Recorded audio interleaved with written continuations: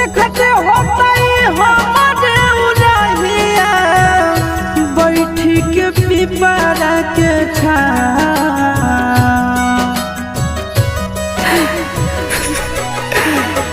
देखते होता हमारे उड़हिया बैठी के पिपरा के रुक रुक रुक अरे टरेनिया रुक रुक रुक रे टरेनिया ले ले चल जनुआ के गाँव रुक रुक रुक रे टरेनिया।